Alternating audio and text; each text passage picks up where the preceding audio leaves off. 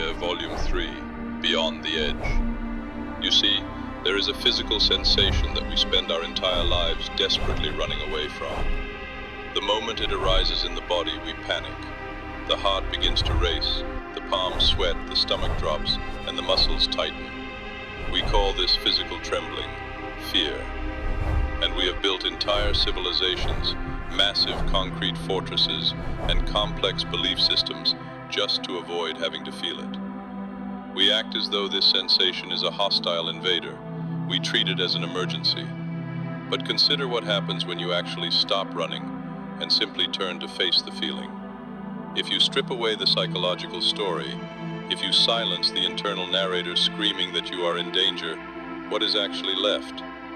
Without the heavy label we attach to it, the physical sensation of terror is virtually identical to the physical sensation of immense awe. Think about the feeling of standing on the very edge of a massive plunging canyon, or looking up at a night sky completely overwhelmed by the infinite weight of the stars. The heart races, the breath catches, the body trembles. The raw biological energy is exactly the same. The only difference is the judgment we attach to it. We take the fundamental vibrating energy of the cosmos and we label it as a threat. We live in a universe that is entirely made of vibration. Absolutely everything is pulsing, everything is moving. And when you feel that intense surge of fear, you are simply feeling the universe vibrating through you. You are feeling the raw, unfiltered voltage of existence. But the ego, terrified of anything it cannot command and control, misinterprets this profound energy as a direct attack. Because of this, we compound our own suffering. We are fundamentally afraid of our own fear. When the trembling begins, we judge ourselves for trembling. We panic about the panic. We create a vicious, suffocating cycle of anxiety, desperately trying to push the energy down, to numb it, to sedate it, to look anywhere else. But as the old wisdom suggests, you cannot put out a fire by fighting the flames. You can only sit quietly and watch it burn until it exhausts its fuel. If you simply allow yourself to be completely and totally afraid, without resisting it, without judging it, without trying to escape it, a very strange, profound alchemy occurs. The fear stops being a monster in the dark. It becomes just another passing cloud. It moves through you, rather than getting violently stuck inside you. This brings us to the ultimate source of our terror, the final, unavoidable precipice, the edge.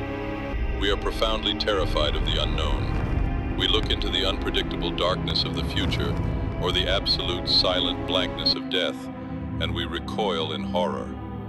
We believe the void is a terrible, consuming darkness that will swallow us whole.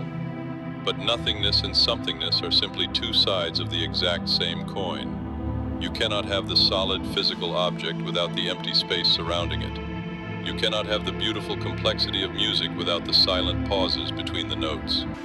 You cannot have the vivid, waking experience of life without the deep, blank sleep that frames it. When you look at a beautiful sculpture, you do not fear the empty air around it. The air is what gives it shape.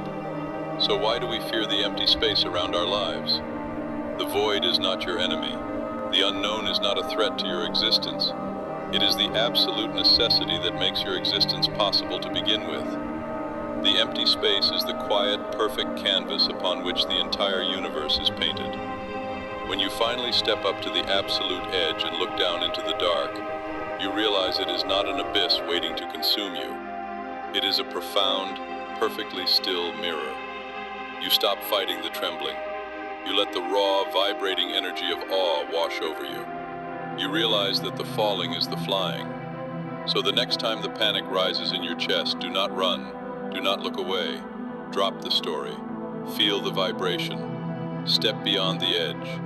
You will find that the darkness you were so desperately afraid of is simply the quiet, peaceful space where the light begins.